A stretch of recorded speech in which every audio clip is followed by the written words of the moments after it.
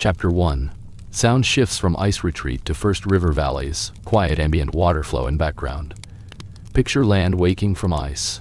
Centuries of snow melt carve slow channels across the ground. By about 10,000 before Common Era, the world changes. Forests grow where tundra lay. Rivers emerge from melting plains. Warm winds sweep over fresh green meadows. Human rhythms follow. Groups move into river valleys that etched through less sediments. They step onto muddy riverbanks. In meadows beside slow currents, they build the first soft shelters. Their heartbeat slows to match water's pulse. This time of listening becomes their turning point. At first, they fashion blades from flint. Each blade is tiny and precise. They embed these blades into fishing shafts and scrapers made of wood and bone. This microlith tool kit marks a new strategy. Success stems from care, not force. Salmon and trout become the harvest. Root crops and hazelnuts become stored gifts for winter. Stilted huts rise in wetlands and coastal marshes. Communities in areas like Denmark build reed and alder dwellings over flooded groundwater. These are places where tides lap the poles. Inside each home sits a hearth of river stones. From this hearth, families share heat and talk. Each house becomes a quiet imprint in the land. Near water's edge, they build shell middens. These are layered hills of oyster shells, bone fragments, burned flint, and plant ash. Over decades, these middens grow until tides uncover their edges. People live beside them through many seasons. Shell layers record meals, seeds collected, fish bones, and tool fragments. They become silent memory banks of community life.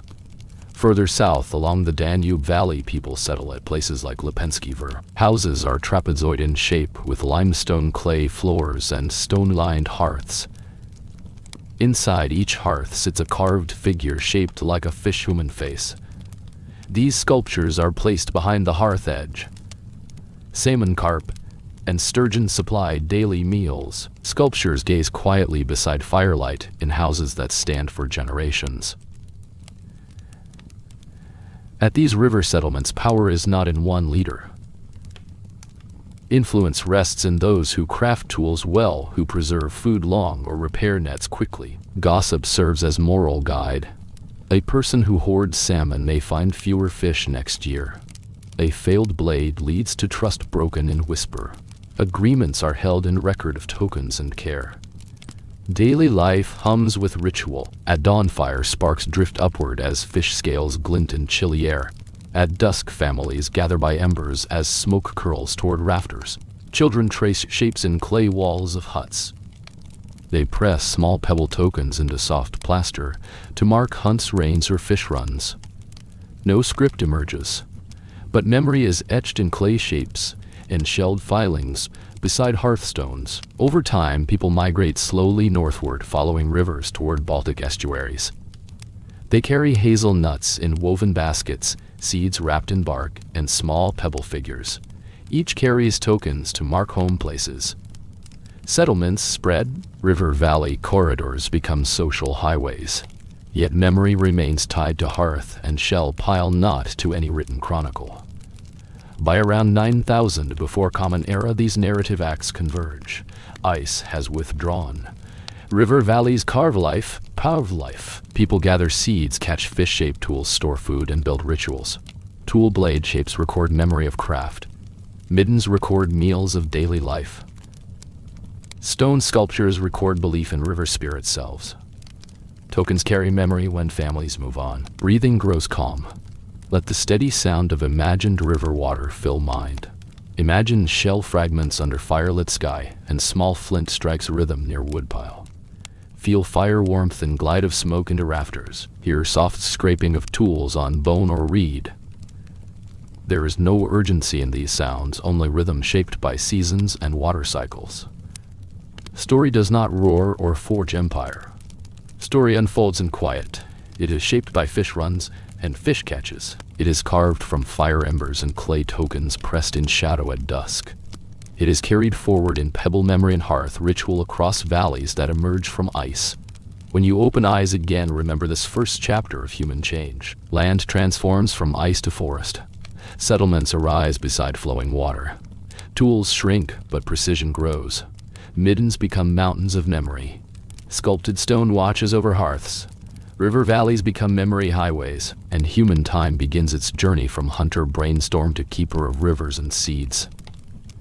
Chapter 2. Microlith blades and fishing spears.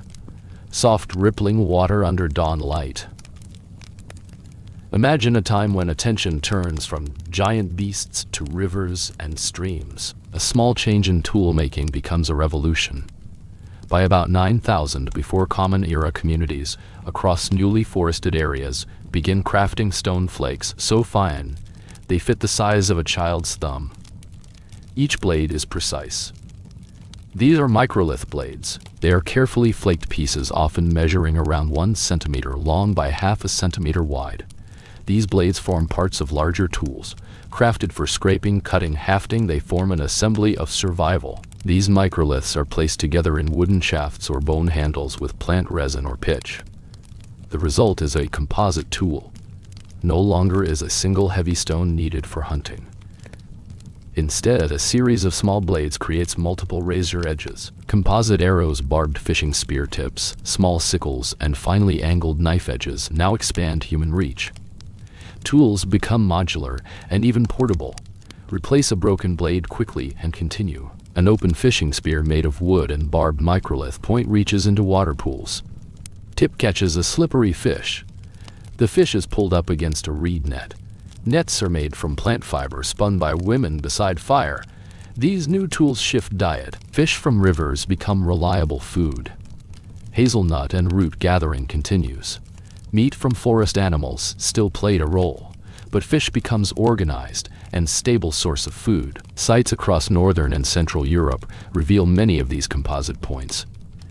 At Krzyż Wielkopolski, in present-day Poland, archaeologists identify early Mesolithic fish spear implements dating to about 8,000 before Common Era. They show craft able to capture both fish and birds or small mammals with minor adaptations.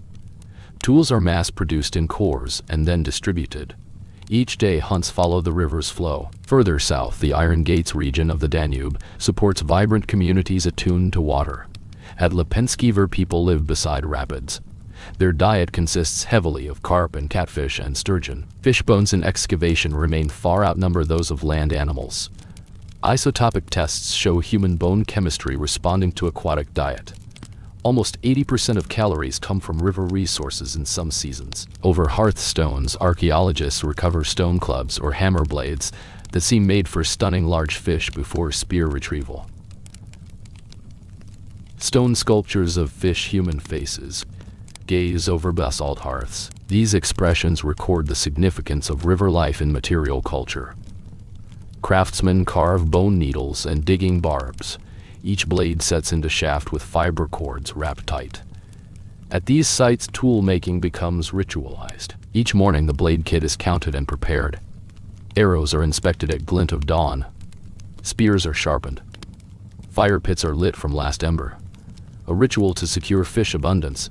Each failure recorded privately. Tools that miss fish are reserved for ritual renewal and burial under shell middens later. Apology gestures emerge as public obligation to the river. This microlith and composite tool transition also shapes mobility and social ties. Groups no longer need large game territory to survive. They can settle beside shifting floodplains and remain year-long. Others follow waterways further. Toolkits are shared as gifts between groups crossing from upland valleys to floodplains. Marriage alliances form along rivers between groups who share hunting knowledge, toolcraft, and seed storage tactics. Trade expands. One person carries a handful of red flint cores from distant less soils as a token of origin. Another carries a specially shaped blade with a curved grind, a signature of a home valley.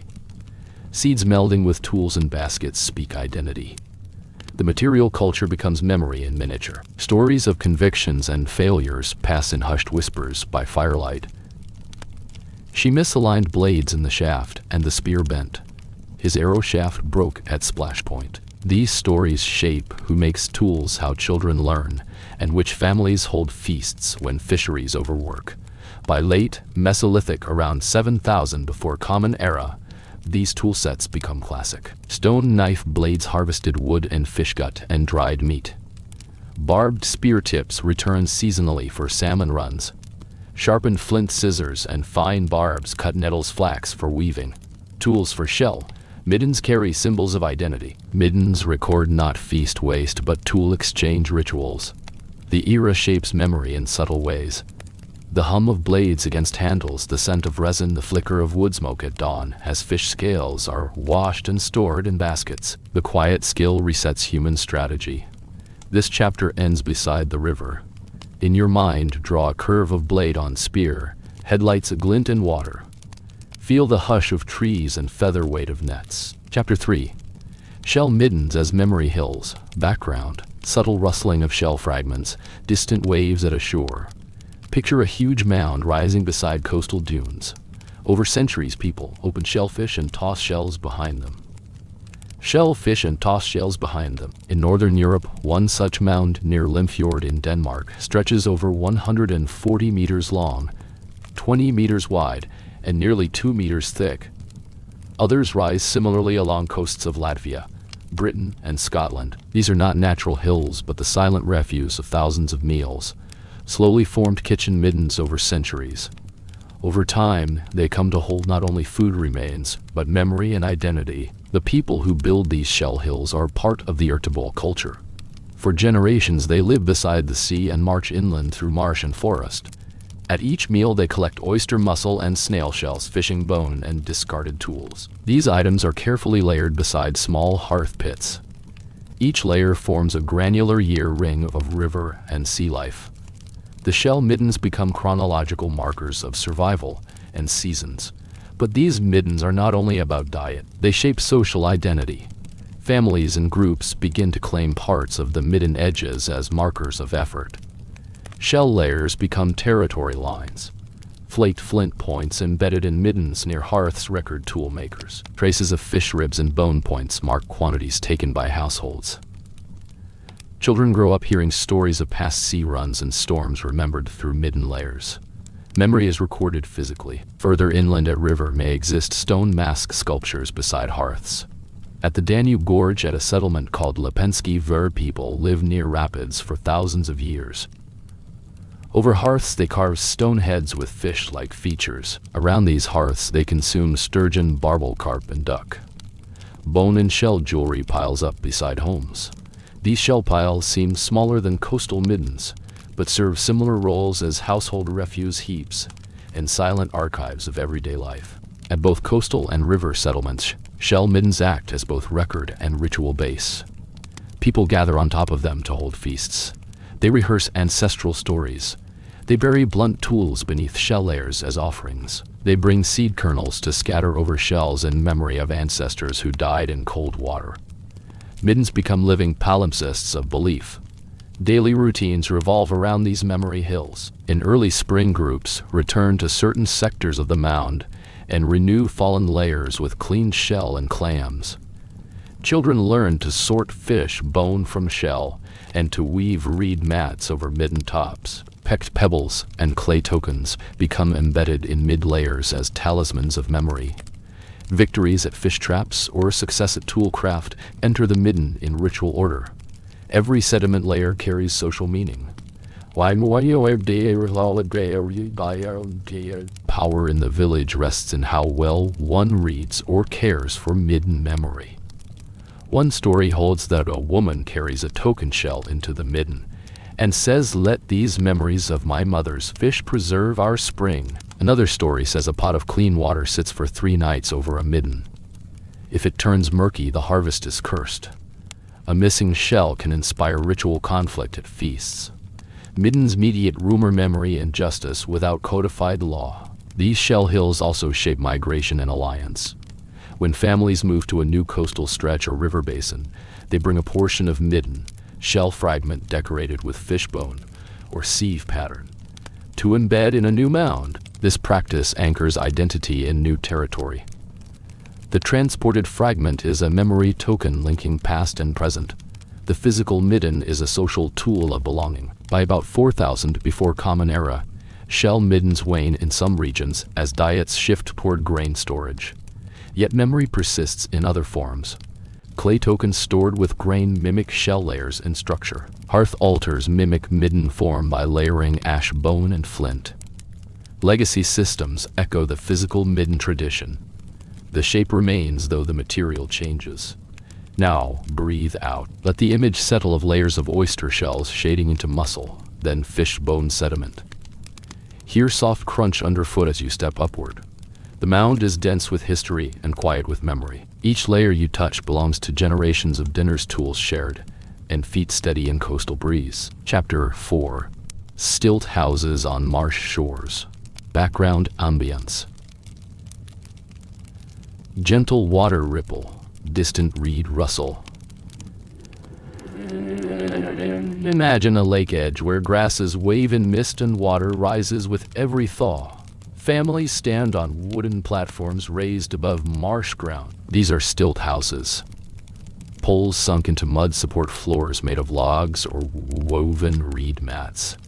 Fire hearths rise on small pedestals. Wood smoke curls upward, homes perch above wet earth. This chapter follows how Mesolithic communities first touched this way of dwelling and how early Neolithic life refined it into stable habitation beside water.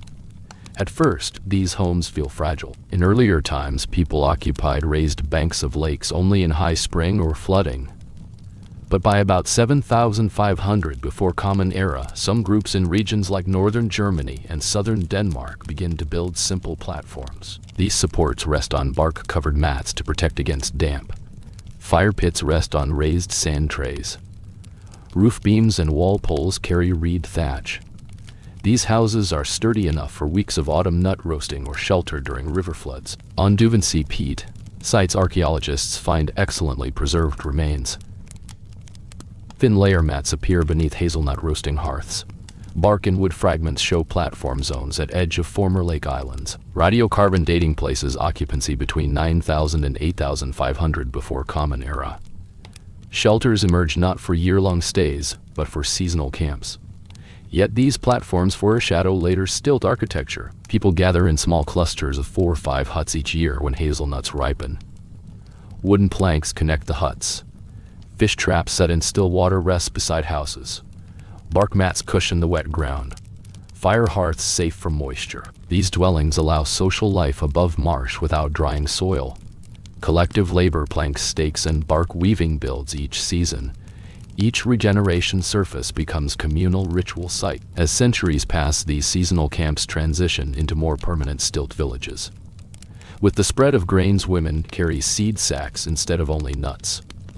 Storage silos made of woven reeds raised on posts appear on platform decks. Tool sheds hold flint cores and blade points ready for cutting fish gut or trimming poles. Each house cluster holds fire, food, craft, and memory. Midden deposits become layered beneath houses where shellfish bones and broken tools build up. By 5000 before Common Era, the pile-dwelling tradition spreads across alpine lakes in southern Germany, Switzerland, and northern Italy. Archaeologists identify 111 lake shore sites built on stilts by Neolithic people. These homes sit on poles driven into shallow lake beds. They stand 2 to 3 meters above water. Trenched mud anchors, poles, and horizontal braces. Carpenter nails carved from antler.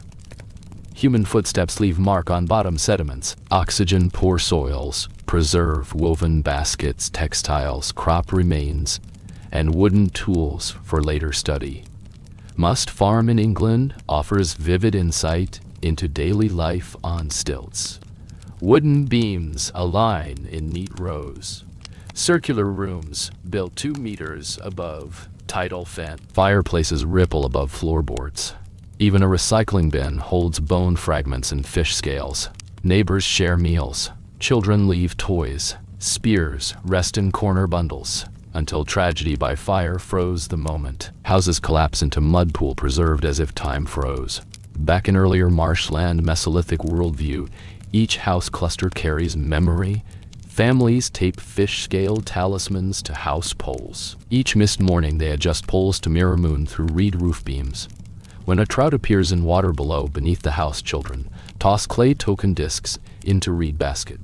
Each holds meaning. Over time, house shape roots social story. A brother repairs a pole left weak by water rot.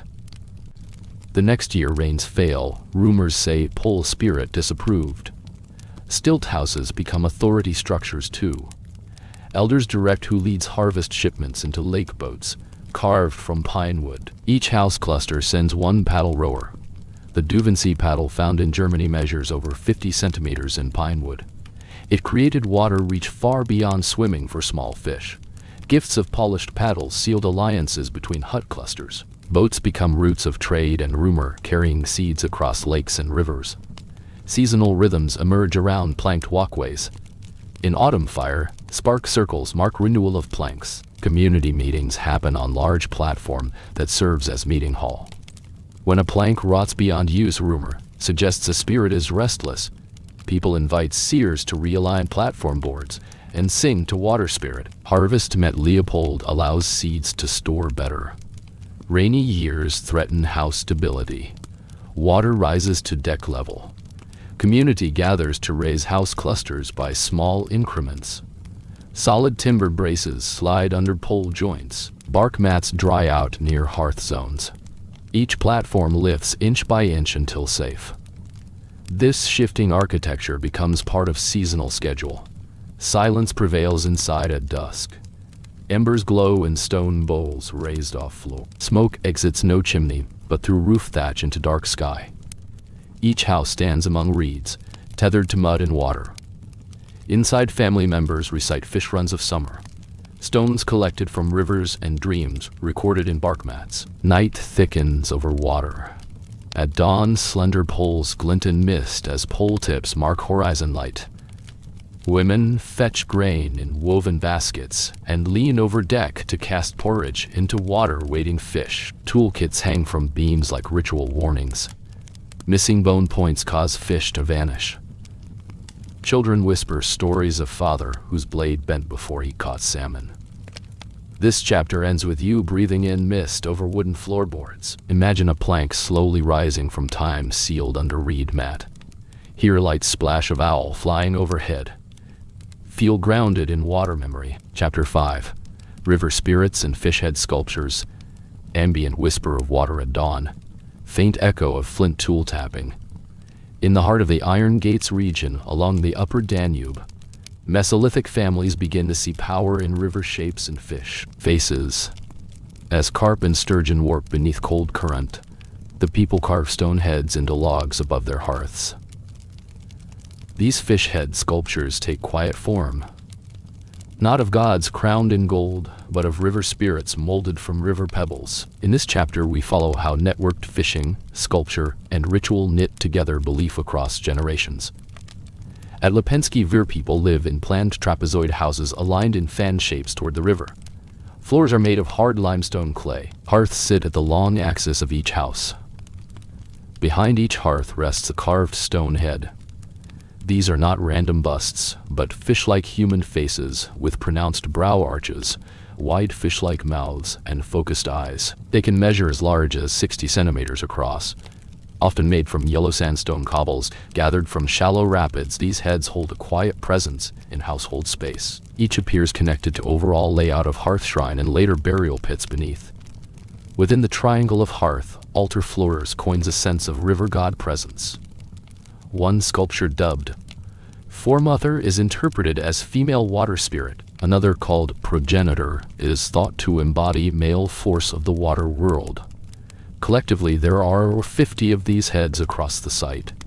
Their faces tilt toward hearth flames. Dwellers believe that as fire rises, so ancestors of the river rise to ward kin silent storms or bless fish catches. Below floors, archaeologists find that these busts stand over stone altars with depressions and triangular markers that echo the shape of fish fins.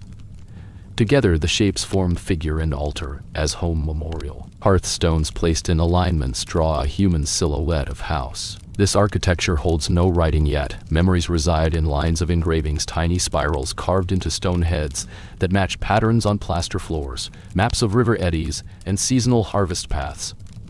Observational diets reflect belief. Faunal remains at Lipensky Vir show reliance on fish species that feed below rapids. Isotope studies demonstrate that 80% or more of protein in some individuals derives from carp or sturgeon. Even dogs consume fish on occasion. This aquatic core leads to ritual offerings. Each morning a selected person tosses a carved fish bone or red pigment fragment toward hearth in homage before spearing nets across the Danube current. When a fish ladder clogged or fish run failed, families bury broken fish spear points beneath the hearth sculpture. They say they left mistake for ancestor guides, so river remembers. If the next run is poor, elders whisper that a head sculpture may have been disturbed. Ritual repair consists of saltwater libation laced with crushed shell beneath the bust. A child retraces ceremony each season to keep spirit memory alive. Trade and migration spread sculpture style. Fish head type sculptures now appear at Vlasak and Skala Kladove in slightly different pose. Each group carves local river stone, yet shapes echo those at Lipensky Vir proper. A few communities carry small portable head carvings during seasonal migration.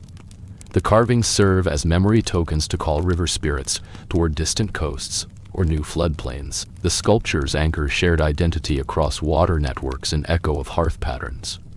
As technology spreads, the visual shift transitions from sculpture to pottery motifs. Painted meander or spiral engraved vessels carry fish scale patterns. The legacy of fish head presence survives in markables on ceramics, even after sculpture tradition declines in later centuries. By about 6000 before Common Era, as grain cultivation solidifies, fish busts become rarer, yet settled households retain hearth altars. Red ochre traces and head-shaped depressions remain. Fish-run feasts continue in early spring when pottery replaces sculpture and fishbone becomes an ingredient in seed meal. Older residents say shop of river memory is carved not in stone, but in shape of jar handles and token patterns once held by hearth sculptors. This chapter ends beside the Danube current. Hear soft coils of water at stone edge. Picture a carved face behind a hearth glow with ember light. Feel fish whispers in clay flooring and watch smoke echo against stone mouth. In your mind, hear quiet vows spoken to river spirit. Let our hands catch fish again, and the current responds softly, but only if silence remains. Chapter 6. Ember Nights and Harvest Rituals. Soft crackle of embers under moonlit sky. Picture a dusk sky brushed pink over marsh and shell mound. People gather beneath dancing sparks that drift skyward. These embers mark a season not of survival but of renewal.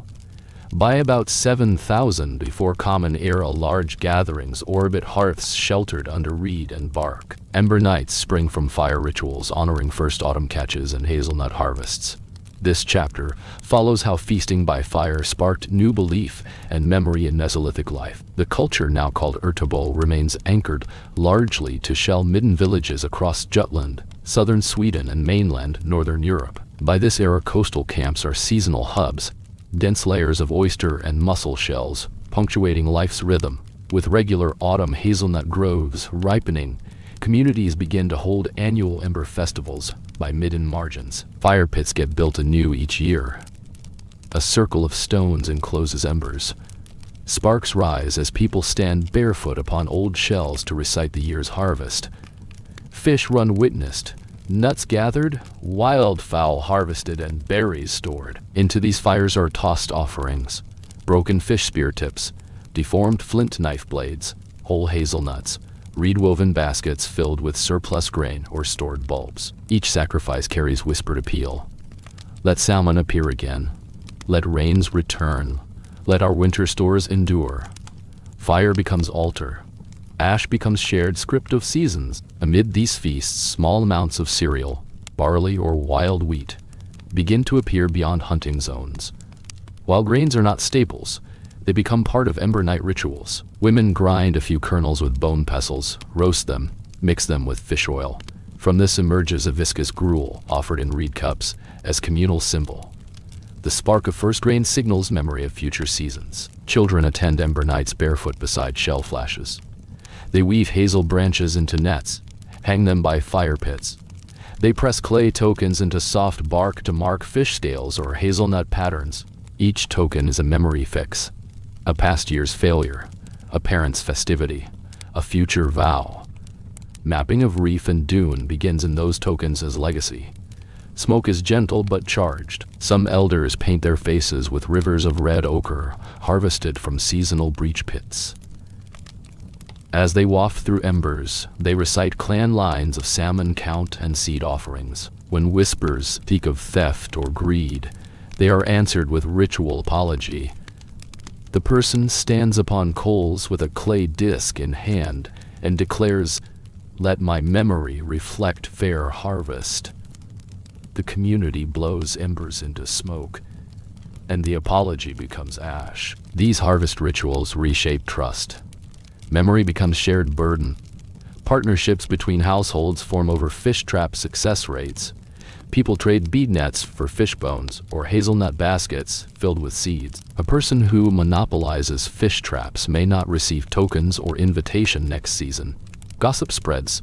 She counted the salmon but held no ember at feast, punctuating forming social memory through narrative rather than power. To source stone tools, the community arms itself together.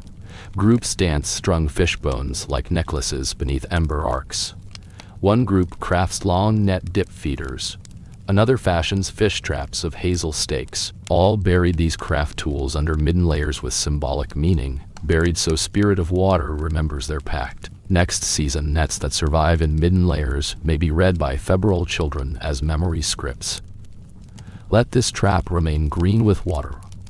Ron, the shape of ritual, also draws people closer to deeper spiritual patterns etched in land. By 6500 before Common Era, communities build early calendar sites, though not stone circles yet. Pits align with rising sun and moon near winter solstice moments. On meadows near Warrenfield, in Scotland, ember nights correspond with transition from autumn into early winter. They coincide with rising first constellation of winter season in northern sky. Some believe the embers mimic those stars. Each spark rising above fire reminds watchers of fish bones lighting silvery water.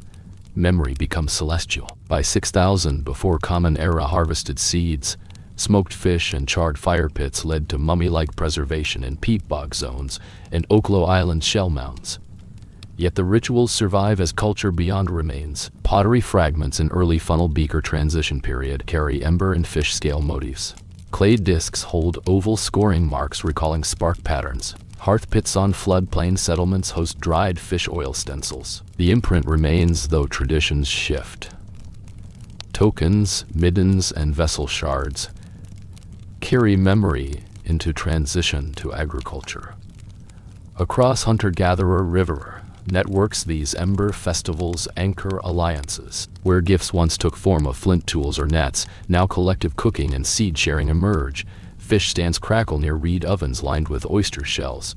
Women stir grain in clay bowls alongside fish fry. Children pass clear tokens through ember smoke to mark harvest debts. Shared fires become memory nodes across campsite clusters.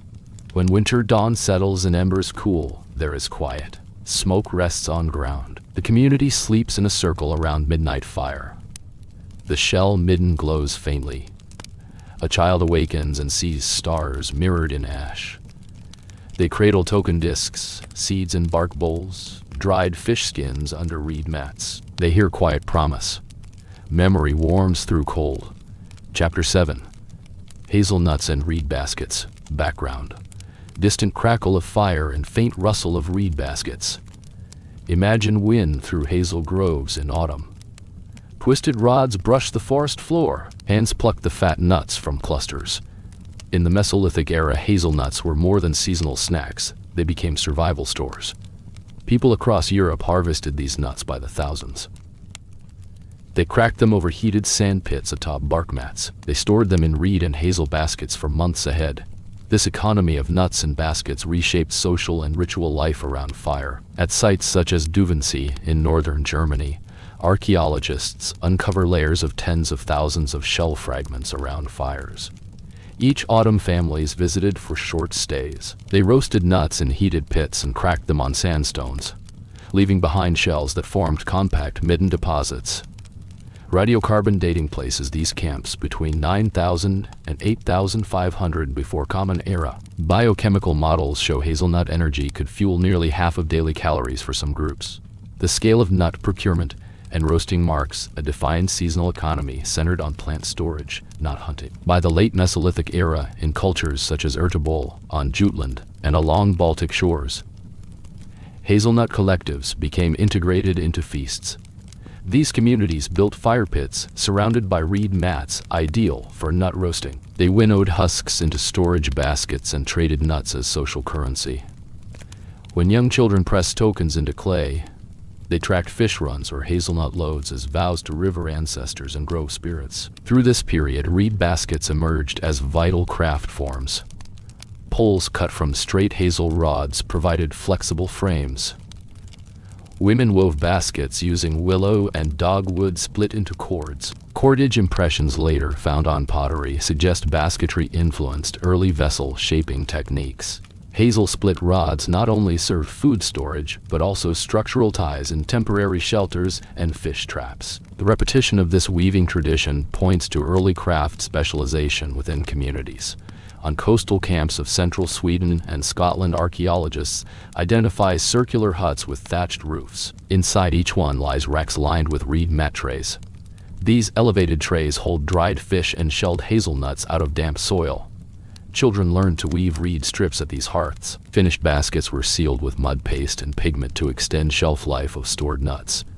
Smaller baskets passed from kin groups often carried known patterns indicating shared knowledge and family-building rites. The combination of hazelnut abundance and basket technology allowed settlement to extend inland along watercourses. Households perched on marsh edges extended their stay from weeks into months. Nets were repaired by firelight beside baskets of nuts. Food caches anchored seasonal settlement. When one season's grotto returned thinly stacked baskets or low shell layers, elders interpreted that as bad memory. Gossip about greed or harvest shame shaped public behavior. Seasonal ritual responded. In early autumn, communities gathered around central pyres where basket frames burned or were decommissioned. As smoke rose, elders bowed toward clumps of hazel woods still bearing nuts. Villagers recited stories of famine avoided because baskets and nut piles carried clans through drought. In each burned frame, the core memory of kin perseverance lay preserved in embers. Trade blossomed along trade corridors between hazelnut groves and river floods. A basket maker from Duvenzy might carry a bundle of split hazel rods to a coastal Ertebol site in exchange for shellfish or cut points. Gifted baskets symbolized alliance, trust, and seasonal reciprocity. Tokens carved from clay discs could hold hazelnut kernel count. If kernels did not match stories weavers told, rumors spread and debts were recalibrated at ritual feasts. Learning to craft a basket becomes rite of passage by age 9 or 10. A boy might weave 3 baskets over fire ritual nights, each to hold seed against winter. A girl might repair others to maximize storage capacity. They imprint reed patterns associated with their clan fish scale, shell motif, or hazel grain. In clay, these wristbands hold memory code. By mouthing elders' tales beside the fire, they remember not only harvest and flame, they inherit craft lines. Over centuries, baskets evolve. Early oval woven containers for hazelnut storage become cylindrical sacks lined with clay. Lid covers made from woven slabs kept rodents away. While pottery arrives over time, ceramics bear cord impressions that echo earlier weaving shapes. In meeting places, baskets become mirrors of memory. Design weavers carved reed vessel magnets that imitate basket stitches. Eventually, as agriculture rises, communities seed grains alongside nutshells. Hazelnuts decline in relative energy importance by 4000 before Common Era, yet the basket tradition remains. Even grain stores placed inside reed storage cylinders. Basket patterns appear on pottery vessels and loom weights. Seed and nut memory merge. This chapter ends under early autumn mists. Imagine bare hands sifting kernels into reed baskets beside glowing embers. Hear crackle of nutshells under stones. Feel basket walls against palm and reed loop handle resting across thigh. See smoke rise east toward ancient grove where hazel trees glow gold at dusk. In your mind, gather kernels and kin stories spun through baskets of memory and ritual. Chapter 8. Masks for Frost Feasts. A hush of frost across reed huts. Ember rings glow softly. Silent breaths trace the chill. In this chapter, we step into nights When frost stiffens, reed walls and fire pits become theaters of memory. Communities gather in marsh camps under moonlight to perform frost feasts. These seasonal rituals crown the end of harvest and mark the transition into colder months. Here, masks made from deer skulls carry weight far beyond their form. They become a shaped memory of survival and trust. At sites such as Starcar in northern England, archaeologists discovered nearly 20 antique deer skull caps modified with straps and shaped antlers. These frontlets date to around 9000 before Common Era. The inside of each skull cap was trimmed smooth. Holes were drilled into bone to fit ties. Antlers were thinned or shortened, so the cap could rest on a head without pain. These are among earliest known wearable ritual masks. They were worn during frost feasts and carefully stored afterward until the next cold season. On the night of a frost feast, one mask wearer rises from a reed hut and steps into circle of fire pits. Ember smoke drifts upward. The mask is worn. Red ochre from earlier ceremonies stains the face behind it. Antlers frame the mask like thin arms reaching for moonlight. No words are spoken. The wearer circles embers 3 times in silence. Shadows flicker across frozen ground. Children crouched at the edge see upright phantoms of deer stepping through fire and frost. Around them, watchers breathe together. This collective stillness marks the ritual as binding. Within this circle, people pass tokens carved from clay and wood. Each token holds simple symbols: fish scale, scaled lines carved, hazel shell mark impressed, reed pattern cross-hatched into bark. These tokens are memory vessels. Earlier gossip or inequality is pressed into ritual when a token is deposited near mask's front. That moment becomes public apology. In return, elders blow ember smoke across the token. Trust is symbolically renewed in the hush around flame. Making a mask is careful communal craft. When male red deer shed antlers and spring families gather shed beams with reed and moss. In workshops, skilled hands smooth bone interiors with flint flakes. Leather straps are sewn using bone needles. Moss absorbs sweat and smoke. The finished masks smell faintly of ember moss for years. They are worn just once in a ceremony, then stored in dry midden pits until next frost season. In one ritual, a spear caught fresh fish from river that morning. Its tail was held under the mask rim 3 times. Then the fish head cavity was filled with ash and left beside embers at fire edge. Spoken promise: river, remember us when ice falls. Afterward, cooked fish is shared slowly. Breath smells of charcoal, oil, and fish. In that ritual, taste emerges as memory of renewal after ice. At dawn, small groups walk to sloping shorelines where reeds edge slow water. Near the banks, mask wearers leave carved marks on reed stalks or moss stone. If river flow washes away the mark, memory is said to have faded. If mark remains, water is considered respectful of ritual. Sometimes individuals watch horizon for returning deer. If an animal appears near water, they say mask spirits answer flame vow. Each morning, ritual rekindles cold promise between land and family. Far to the south, in landscapes of early villages near the Dead Sea, carved and coated stone masks emerge in life before agriculture. In caves at Nahal Himar, novices found ancient limestone masks decorated with net patterns and eye sockets about 8,200 before Common Era. Though made of stone, they share with deer skull masks purpose as ritual vessels for ancestral memory. They were placed in dry areas where ancestors once asked for rain. Their presence echoes across desert and marsh worlds alike. As centuries pass and farming spreads, autumn feasts shift toward seed and bread rituals. Masked performances fade, yet memory patterns remain in vessel shapes, cord impressions, and clay ridges carved in emulsion of seasonal art. Fish scale motifs carved into pottery echo earlier mask-scaled tokens. Cord weave impressions wear shapes once tied to moss and antler straps. In communities where mask lines continue, children grow up learning songs of frost nights and memory vows. When a stranger wears a fragment of deer antler mask, people pause in silent respect. Gossip whispers, "She carried my mask bone carefully after frost passed." Such fragments become trust tokens across river camps. Loss of mask could carry rumor of curse among kin. At end of ritual, night fire grows dim. The mask is removed. A child steps forward and places the mask on frozen soil beside embers. The elder pours cold water over it, words spoken softly. Let winter take fear. Let spring return life. The mask remains beneath frozen ground until warming sun returns soil to memory. As dawn breaks, the marsh still smolders with fragile cool. The mask lies beside tokens and reed sticks by ember ash. Children sit quietly. Older kin remain silent. Memory gathers warmth behind smoky silence. Take a breath. Envision a deer mask glowing beside cold ember grain of soil. You carry the whisper of frost feast mask memory with you now.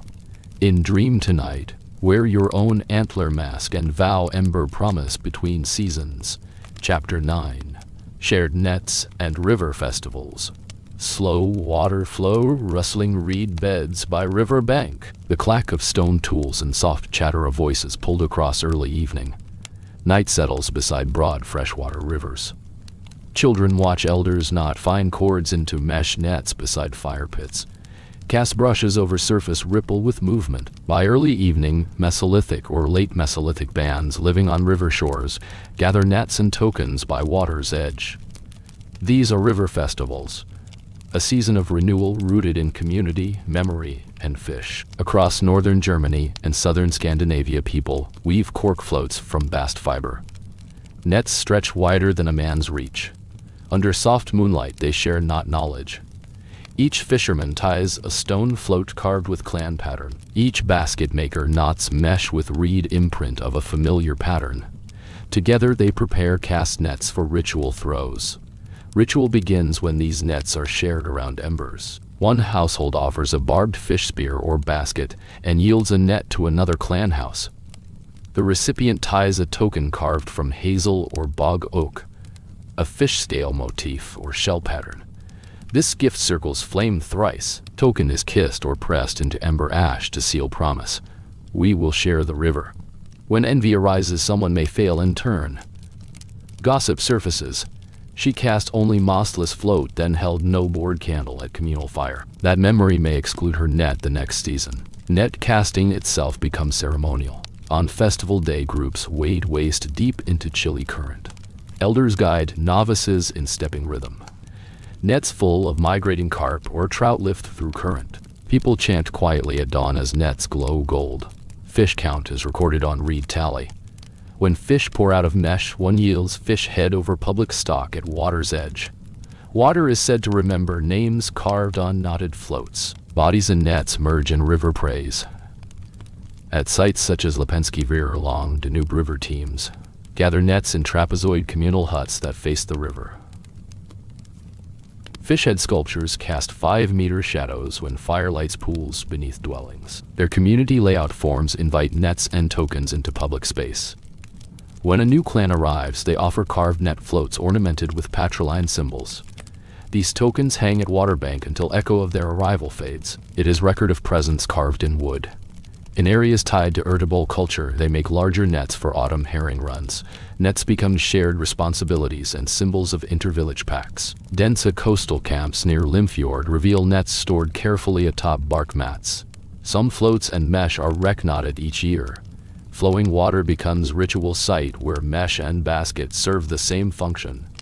Shared connection to river memory. Fish traps carved from bent stakes and woven brush also scaffold these gatherings. In some river bends, men build stone plan modules in shallow currents. Nets funnel fish into traps.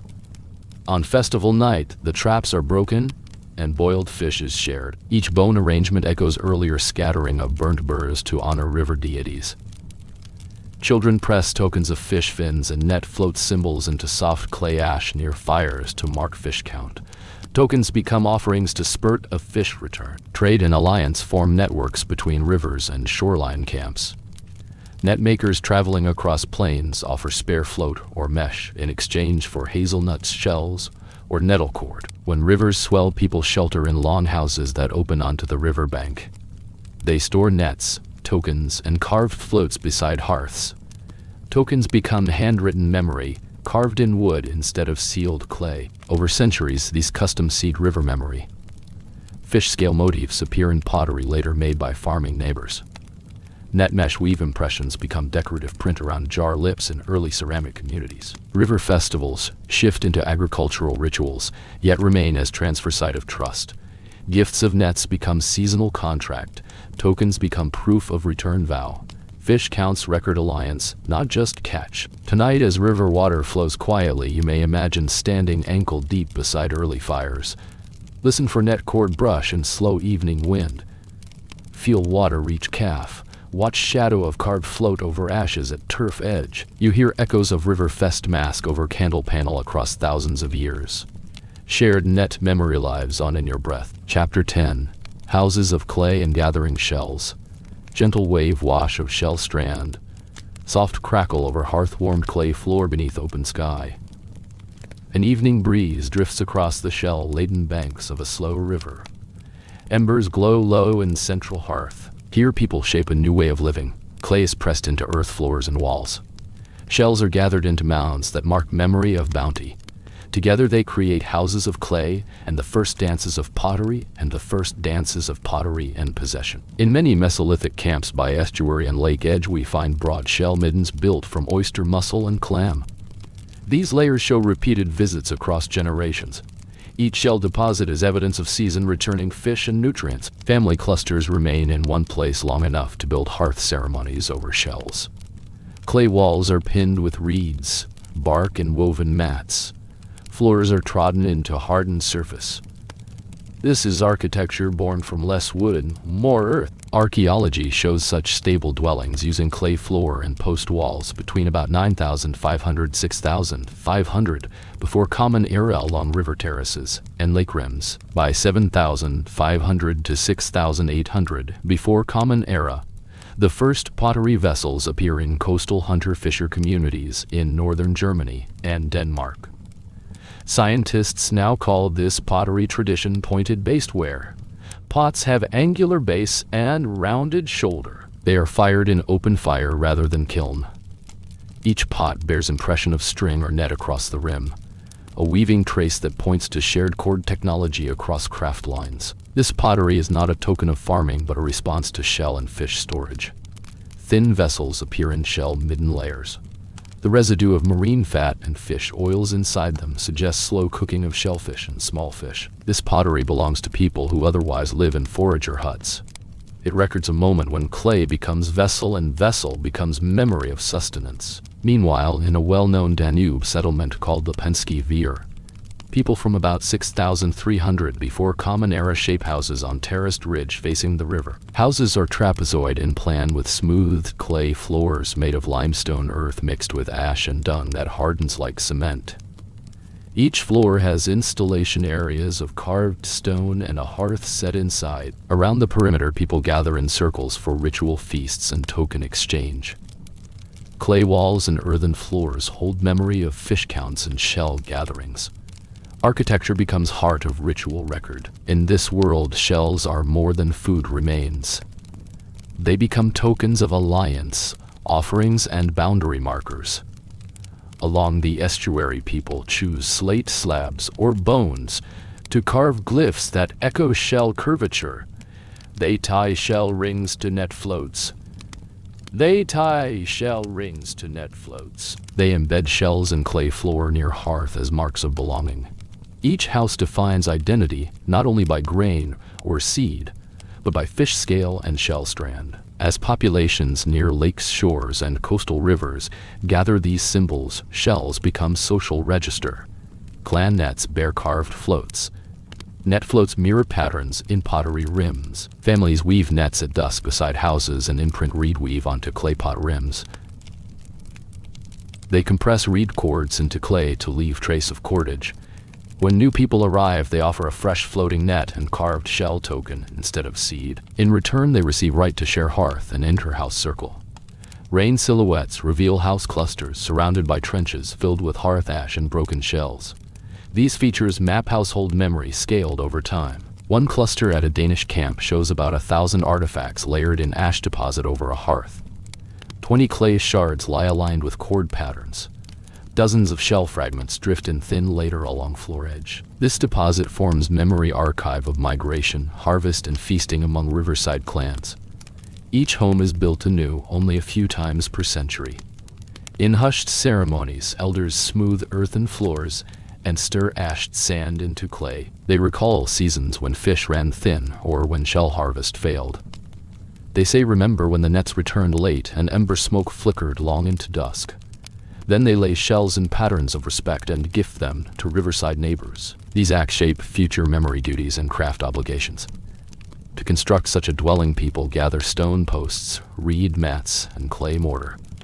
Walls are daubed with clay mixed in wicker baskets with fur or grass. A plastered inner house corridor may mark territorial boundary inside the hearth circuit.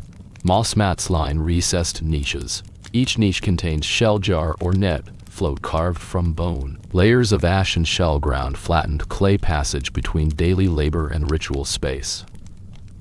Silent floors hold stories of fish runs and cord casting. In many landscapes, shells become the currency of memory before seeds arrive. Through silent shell midday exchange and token passing, each clan stores tacit covenant in clay combined with reed, shell, and cord. Houses become memory machines.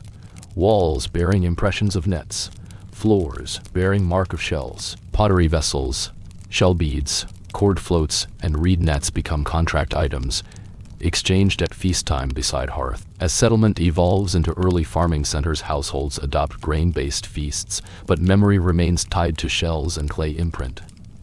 In ceramic pot remains we read cord patterns and net wave. Pottery bowls with scallop decorations echo earlier shell gallery patterns. Houses built later still carry earthen floors, traced with cord impressions from nets, carried in from riverside camps. So imagine warm clay floors under wrist and heel. Imagine reed mats flickering in candle glow as shell shards snap beneath barefoot. Imagine nets coiled near hearth, cord loops resting beside bone floats carved with fish scale motif. Hear whispered tokens pressed into clay pits beside floorboards. Smell smoke weed from hearth mingling with fish oil. You carry with you echo of riverside memory.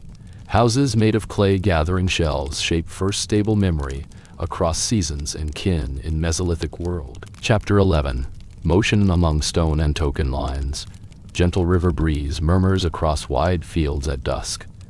In this chapter we follow the subtle dance of communities shaping space, memory, and trust through motion along stones and token. Villages carved boundaries with stones, spun clay into sealed spheres and branded memory onto vessel and glyph.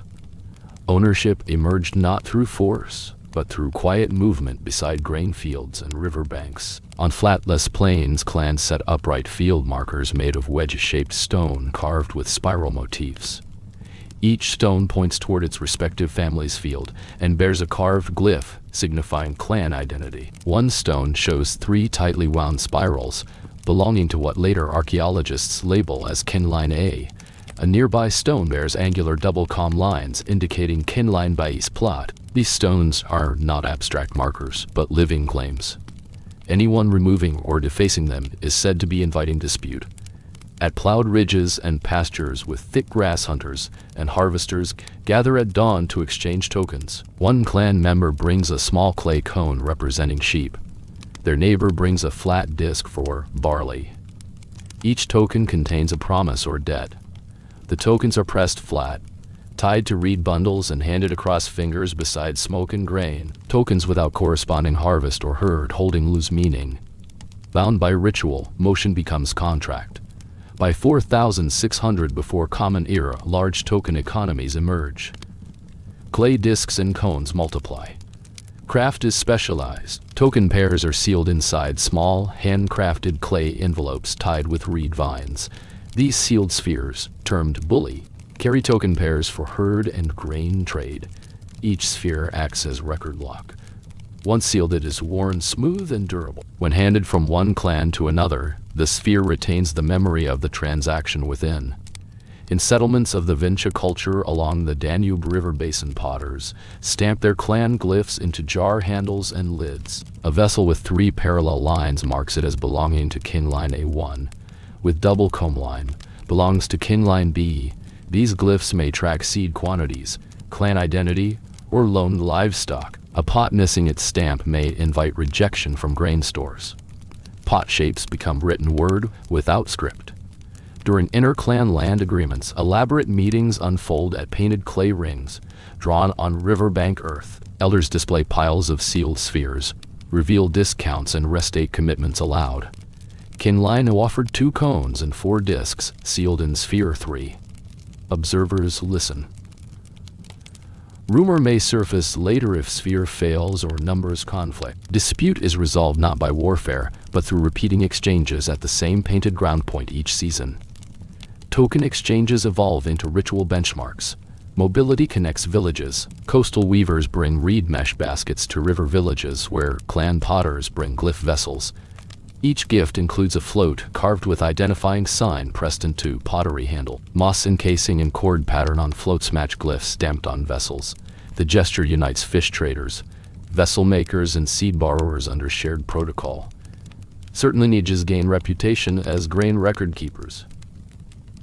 Women or elders, formerly called grain priests, tally token combinations at shrine mounds. They do not write but count. 1 disc plus 1 cone equals herd share line A. They place glyph stamped tokens beside hearths to remind kin of seasonal duties. Token makers earn privilege to dance during harvest ritual and craft nets for winter hunts. Field boundary stones multiply. Each clan repeats glyph spiral patterns along edges. A land path traced during seasonal games may reveal overlapping claims. 1 spiral row marks a smaller array argued to overlap earlier spiral marks from another clan. Elders gather to realign markers. When a spiral becomes weather-worn, rivals claim negligence. Ritual practice involves re-engraving spirals in a healing ceremony surrounded by clan members. Marriage alliances emerge through token pledges. A clan delaying grain exchange after marriage offering may incur ritual sanction. At watershed festivals, clan representatives carry sealed pairs between plow fields. Tokens cross river bridges tied to reed carriages. In exchange, the other clan offers glyph, stamped jar, and stone marker placed at the new household threshold. Motion becomes guarantee of kin. Tokens themselves become part of funerary legacy. When clan matriarchs die, they are buried with sealed spheres and vessel stamped jars.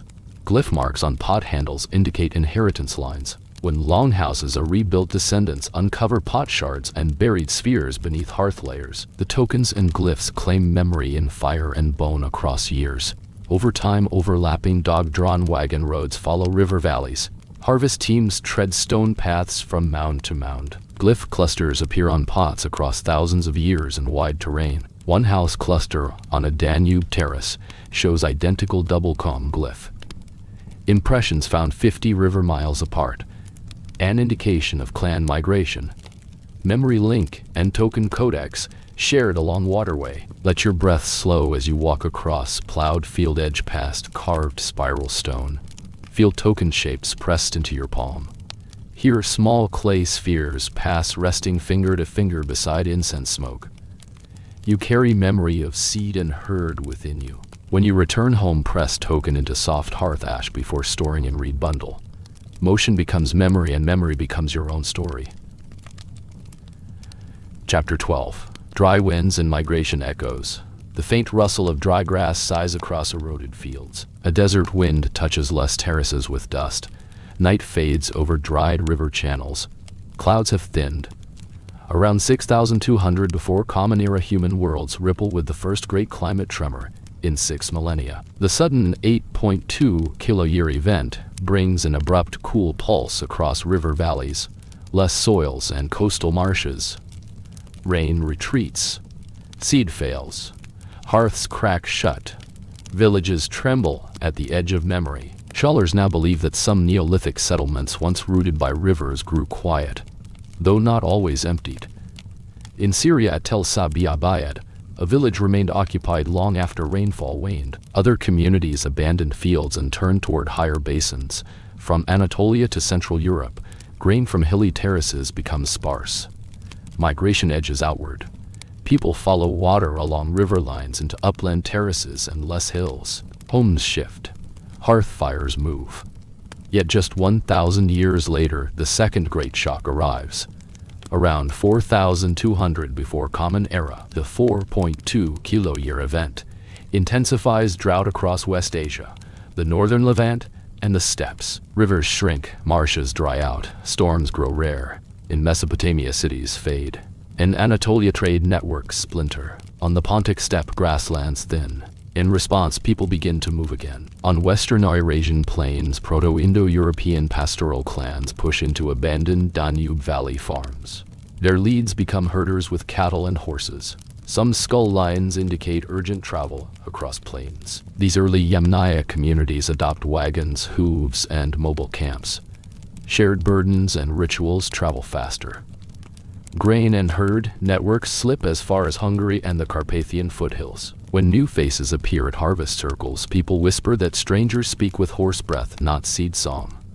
Along the newly empty Les Roots, clans tie ritual knots and exchange grain tokens beside fire rings in old village ruins. Elders cast bits of reed-tied clay spheres into burned vessel ash to seal memory swap. Whoever fails to light harvest fires near step markers is named. Stone stakes carved centuries earlier become points of renewed conflict. Spiral symbols formerly bound to family fields are now contested glyph codes. In Danube basin towns, urn-sealed tokens and glyph-stamped jars carry the dance of alliance. Clan meeting places move from hearth circles to river terraces. In certain seasons, livestock and grain caravans cross between old valley routes and new wagon roads to steppe camps. Social lines redrawn. Words once carrying ownership yield to clay spheres, sealed tight between steppe families. The shock of shifting seasons also forces ritual life to change. River festivals filled with fish and berry offerings near reed beds fade. Instead, torch processions emerge to mark drought anniversaries. On each 26-year cycle, groups reconstruct ceremony by ice river. They carry offering bowls eastward to dried clay pits. They retell ancestral lines to evoke return of waters and seed. Tokens are exchanged. Trust is rebuilt. Among Yamnaya clans, the rise of wheeled wagons and mobile camps increases social reach. Copper axes and gold bracelets travel west along these caravan lines, but they are rare until much later. Language and ritual move faster than metals. A new system of memory travels on hooves and water beyond token and clay. Though villages empty, memory shards remain in ceramic shards, burned token spheres, and worn boundary stones. In some fields, dusty spiral carvings persist beneath thawed snow, uncanny echoes of claims carved centuries before calamity. When the rains return, families gather near those stones. They press clay tokens into melt rain to renew claims and trust. Story cycles recount failure of hail, 1 year, or seed not that snapped another. Gossip becomes public ritual across thawed land. So imagine standing at dusk by a hillside, stone carved with spirals worn smooth. Dust slips past your foot. You smell dry earth. You hear the nearing hoof clip of clans above. A small sphere of baked clay sits in your hand. It holds seed and promise locked inside. You breathe dust and embers. You carry migration and memory across land shaped by drier winds and shifting fields. Chapter 13. Horses, copper, and the edge of bronze. Soft evening breeze over less fields. Quiet ember glow beside a river bend. A distant horse breathes in dew-cooled air. In the late millennia before Common Era, a new time unfolds in less plains across the Balkans, steppe and forest edge. Copper begins to glow in fire pits as horses enter memory lines for the first time. The communities of Vincha and Yamnaya Horizon cross paths in hushed movements of metal livestock and ritual fire. At villages like Plochnik, people learn to fire copper ore melted from nearby hills. With wind from bellows and earth stacked with embers, they coax molten metal into hollow-headed axes. These axes are not just tools, they become tokens of skill and cultural claims. When one clan offers a copper axe at a seasonal feast, the gesture echoes ancient craft promises. Every polished axe carries the weight of connections to mine, water, sky, and hand. Along the shoreline grave fields at the coast, one leader receives more gold deposition than any later ancient Egyptian tomb. Their gold necklace, copper bracelet, and flint blade match myth in whispers along river trails. These metals are no longer silent glimmer. They hum legend among neighboring clans and echo song across river valleys. On the grassland horizons of Batai, people began caring for mares about 3,500 before Common Era. Their pattern of corralling hoofprints ferment memories into early riding knowledge. Jars in those camps contain traces of mare's milk. Horses and copper dwell together in seeds of mobility. When horse riders and two-wheeled wagons arrive into riverside villages, wagon track joins river groove memory. Copper axes rest beside buried animal bones in meadows, turned seasonal encampment. Token spheres sealed in clay contain grain pledges, herd claims, and covenant promises between farmers and riders.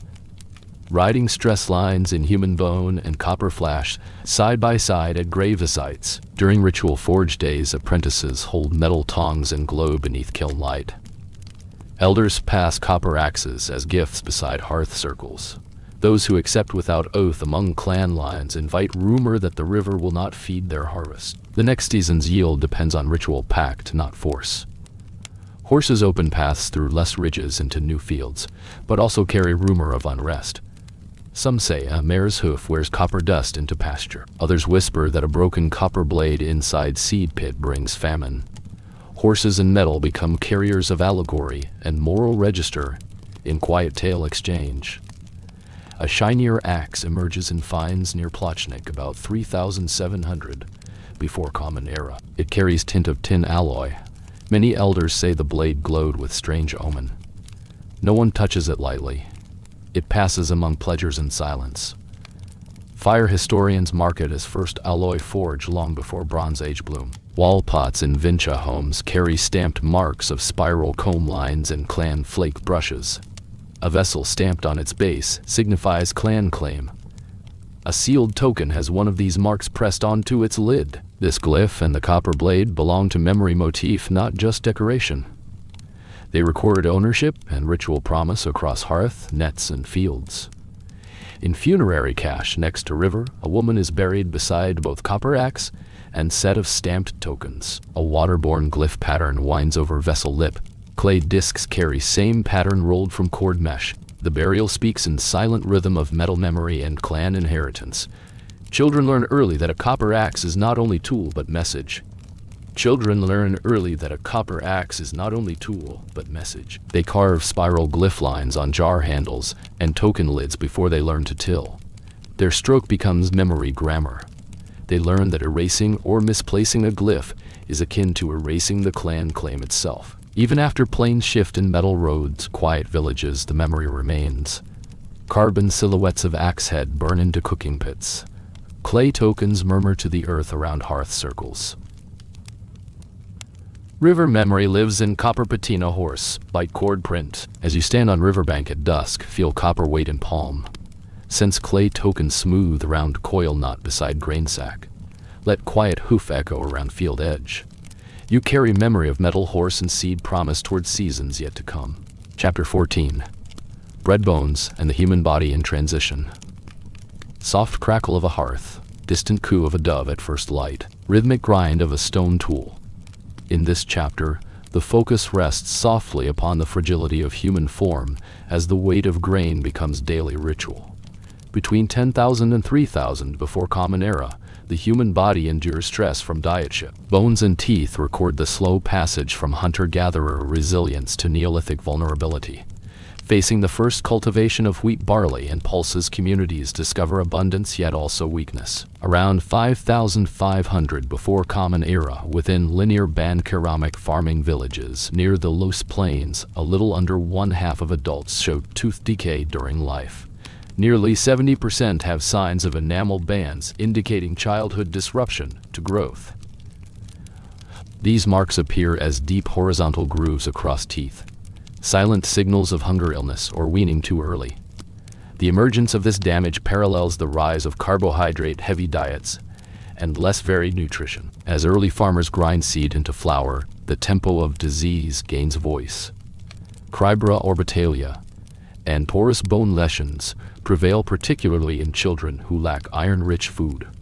Mortality under 5 climbs, near 40% in many settlements. Pulses of linear enamel hypoplasia occur repeatedly in the same individual. Evidence of repeated environmental stress. Women's skeletons often carry stronger lines of pelvic and knee change. a sign of years bent over cornstones preparing grain daily. At sites in southern Turkey, Anatolia, and the Levant Norris show rising dental wear and cavities. In contrast, hunter-gatherer burials of earlier millennia display far lower rates of oral disease. Smatterings of shell and animal protein remain scarce. Early hearth sites near Catalhoyuk show tooth were inconsistent with starchy paste over fermentation. These patterns stand throughout territories where agriculture replaces seasonal harvest. Tuberculosis surfaces between about 5,400–4,800 before Common Era. Some remains reveal spinal collapse and rib lesions. Although incidence stays below a few % mortality, these cases persist in burials near longhouses. Meanwhile, between about 5,000 and 4,000 before Common Era, the first plague genomes appear across Western and Northern Europe. In one Scandinavian region, over a 17% local population show Yersinia pestis DNA across several waves of infection spanning generations. This disease outbreak coincides with population decline and intensifies pressure already fueled by drought, crop failure, and ritual breakdown. Genetic adaptation begins slowly to emerge. Lactase persistence for adult milk digestion remains rare before 3000 before Common Era. Only after dairy domestication and interplay of culture and pasture lineage do mutations associated with milk tolerance increase in frequency. This shift correlates with the rise of steppe pastoralists and later Bronze Age communities. In the earlier centuries, those able to drink milk into adulthood remain exceptional exceptions. In response to illness, communities produce ritual cleansings. Barley porridge is smeared around household thresholds. Women perform grain need confessions to calm plague memory. Birth attendants place clay amulets into infant wrappings to ward decay. Ash from ritual fires is mixed with cooking grain during feast seasons to purify the marrow of sickness. Yet change creeps in. By 3000 before Common Era, millets, legumes, and animal fats reappear in broader diets. Village middens now contain lentil jars and bones of herded sheep. Dental cavities begin to stabilize, or even to fall. Growth stress lines become less deep in many individuals. Life expectancy slowly rises. Genetic lactase persistence reaches 20 or 30% in herder families living near river valleys. But the body still cannot escape their past.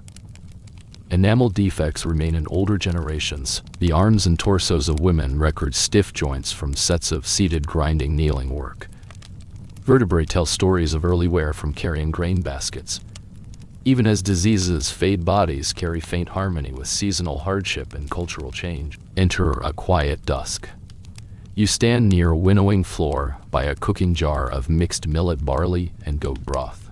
You brush your finger across the smooth edge of a molar. You feel a line that runs across the crown like the years carved into clay. Child in the corner coughs weakly. You see grain dust settle on her wrist bones. You hear whispered memory of a cousin who did not stay beyond winter hearth.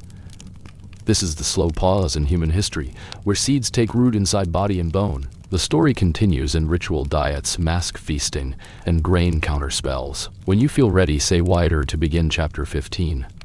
Chatter in the granary, rumor power, and taboo for a soft continuation of shadowed corridors where seed and social power meet. Chapter 15. Chatter in the granary, rumor power, and taboo between 10,000 before Common Era and 3,000 before Common Era. Grain stood not only as sustenance, but as social currency, concealed in pottery pits and vaulted beneath mats. Once people began to bury surplus seed in ceramic jars or pumice pithos inside their houses, they also gave rise to a hidden flow of whispers and taboos that shaped who was trusted, who was excluded, and who controlled access to life itself. In the granary realm, rumor became the only watchtower visible to most. When jars cracked and seeds spilled beneath reed mats, whole houses curled into suspicion. In Anatolian villages such as Catalhoyuk, each household often had one or two side-room bins where wheat and barley were stored during planting season. Certain households hid secret batch jars under parapets or behind woven reed screens to mask quantity or quality of grain. What neighbors did not count by sight, they measured in stories. If a pot had a faint chip or a lid was switched, people said the owner must have stolen extra seed and sowed it in back fields. Seasonal feasts amplified this social audit. Before troughs of grain were distributed, village elders ceremoniously measured barley into folded reed baskets and passed them clockwise around long tables. Observers watched counts and remarked in hushed tones if someone pointed fingers twice or failed to stir the barley in the jar. Confession rituals followed. A grain thief might have to pour their own handful from a private jar into the community store as a public sign of contrition. Rumors made such gestures essential. She sowed without offering the grain not. People whispered after harvest. The rains fell elsewhere. Not every granary was private. In many mid-Neolithic settlements, communal pits existed in semi-public courtyards, loosely supervised by seed keepers or elderly reitmeisters. Those who reached into shared pits without offering the carved token or decorative seal attached by leather tie were shame-sounded. Tokens and pentatera clay stamps inscribed with spiral motifs were used to mark rightful ownership of seed bundle. If someone opened a tagged sack without the correct seal stamp or token spiral, the wronged owner often responded with reciprocal gossip. He carried off a marked amount but changed the spiral twice. That gossip was enough to break ritual alliances. In several Bell Beaker-era villages in Central Europe, entire houses were exiled from exchange networks when rumor tied them to unreturned storage jars. People claimed they brought no flame to the granary ritual, and the owner's winter guest died without sowing seed. Rumor served as audit when formal writing did not exist. Taboos served as social lines drawn in dust. Certain clay jars became taboo outside specified harvest seasons. A pot used during planting was said to carry ancestral breath and must not be used midwinter, or disease would follow. Elders pronounced that those who touched grain pit jars at dusk broke ancestral treaties. Neighbors believed the jars leaked drought. Child who failed to wake before dawn and offer a handful of barley to the pit was thought to call silence onto the fields. Rumor grew around these taboos. People murmured, "She never greeted the grain pit at dawn." That is why her cattle stillborn? Yet rumor also served ritual renewal. At solstice feasts, villages carried 4 jars from the storage pits, 2 marked with tokens and 2 plain. The marked jars were offered to deities and ancestors, sealed anew by clay stamp. The plain jars were shattered outside village gates and washed in river water as symbolic cleansing. That public rupture cleared rumor bonds. When storage remained intact afterward, it signaled renewed trust. Seed tokens sealed beneath floor platforms often accompanied pots. When jars were found missing at excavation pits generations later, archaeologists uncovered trapped clay tokens with intent scribbles. Grain ode, field plots, kin codes, but keepers of those tokens in their day were known not by inks but by gossip. One person might be that family, they say, made the token look too old. Another was the token keeper whose jars became silent after midday. The hush about missing grain eclipsed the absence of jars. By late Chalcolithic times, specialized vaults emerged where grain stewards wearing painted cord belts managed storehouses. They recorded entries in sealed clay vessels, but sleepless rumor remained primary enforcement. If a steward missed counting a delivery or returned late for bell rituals, the crowd would murmur, "She walks with ash on her belt where a seal changed." Such gossip blocked her access at the next feast. Even when states rose and bureaucracy recorded jars by cylinder seal on tablets inside ziggurats, rumor lingered as an informal audit. Stories circulated alongside legal records. If a transcript claimed 30 jars but sacks at granary gates, spoke 31 beneath the lid, people still said. His tablet lied. The jar beneath drifted, and though the ruler's seal protected the text, rumor walked beside the granaries and asked again consent. Who truly owned the seed beyond shapes and stamps? In Neolithic life, grain held memory and power. Rumor held both grace and menace. It taught boundaries in silence, reinforced taboos at feast altars, and policed the shells of jars no longer visible. And when the last seed settled in temple archive, rumor did not die. It simply whispered its way into records as silent auditor among clay marks. Chapter 16. Collective Memory Marble to Ziggurat Construction. distant chanting on mud flat, and slow beat of clay wheels, shaping clay tablets. Soft murmurs rise beside mud brick foundations. By around 3200 before Common Era, communities across the marshland plains of Sumer begin to reshape memory on a scale no eye had seen before. Mud bricks pile into stepped towers nearly 40 feet high. Every tier glows pale in sunrise. Ritual gates open to temple courts where seals press clay tablets. This is a new kind of memory forged in brick and seal. In ancient Uruk, labor teams assemble beneath long wooden portals. They mix re-dung plaster into clay mortar. Platforms rise 30 feet above flat floodwater patterns. Each layer has walkways and drainage channels for rain. People carry grain platters and vessel jars. Some carry sealed clay tokens. Community memory spreads upward with each brick laid.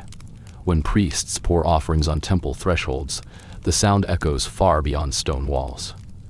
Offerings of barley sheaves mixed with goat butter and grape extract rest on white stone steps. Behind them, small flocks stand tethered on reed mats. The temple is both storehouse and statement of sacred power in grain seed and clan ritual.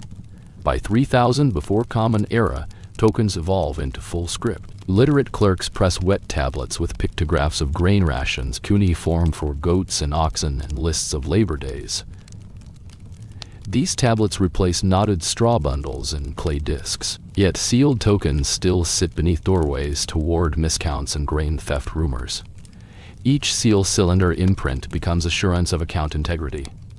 Every year at harvest, priests call community to ascend narrow staircases beneath temple tiers. They speak seed counts and parcel assignments from memory tablet lists. Those who wear clay cords and token lanyards shout echoing names. Anyone lacking seal-marked token risks rumor about crooked grain lines and feigned labor time. Inside temple precincts, each gate edge, every storage door keyed to character signs shows traced lines on ledger jars. Clay seal marks encircle rope, twisted cedar marks pressed by sponsor sign. If a mark is chipped, another must be found. Rumor around missing seal acts as invisible watchdog against theft. Funerary shrines occupy the deepest mud levels beneath ziggurat cornices. Beneath clay courtyard, each buried clan member rests in sealed jar of mace and sheep bone beside token bundles. Those vessels carry same spiral clan glyphs repeated in communal granaries. Memory flows from living hearth to ancestral chamber in slow pulsing cycles of promise. As the Bronze Age emerges, the ziggurat towers bear not just seed, but knowledge code. Grain loan tokens become legal contracts. Ritual site scribes recite debt vow lines beneath stairgate each seasonal equinox. A broken or shifted seal claims brand new rumor shadow. Temple records preserve seasons, yet rumor lives in ledger footstep between recorders and stewards. Stone and token converge in architecture and memory. Ziggurat staircases line up with rising sun at solstice. Token keeper steps first on each step at dawn, offering barley discs. Stack of clay discs at threshold echoes temple design. Even grain stored inside vaulted jars beneath courtyard may be marked with clay stamp matching dawn stair design. The architecture becomes text. The token becomes story lodged in stone steps. Elders teach apprentices to carve glyph lines on jars. Reed, barley, offering staff, rope, tie ceramic pot, and clasp stone wall lines. Young scribes memorize seed code knob language of glyphs, then press signs for heir generation. Carving errors may plant rumor among palace scribes. If your spiral turns left instead of right, your field claim may drift. Memory becomes both lineage and living audit. When foreign travelers come from distant city-states to trade copper axes, they leave token pairs sealed in temple entrance spheres. The copper metal glints like flame and holds covenant lines of grain for hire. Hospitality inside ziggurat remains sticky with rumor. The temple steward inspects still sealed sphere. If broken shape counts misalign, public trust falters. Yet towers crumble over centuries into clay ruins. Time rains on tumbled arches and dried plaster bleeds out spiral marks. Token vaults under longhouse floors break open over generations. Still, the footprint of ziggurat memory remains. When new weavers live by river, crowds gather in courtyard for feast or harvest oath. They tell stories about how ancestors ascended fired brick stairs, building memory into clay shapes. Today, when dust blows across ziggurat ruins, visitors trace spiral glyphs on worn temple bricks. They press finger into erosion shallow grooves. That fingertip presses not just clay but ancient memory rooted in seed count and oath seal. The token code, created thousands of seasons ago, pulses with each breath carried in the wind.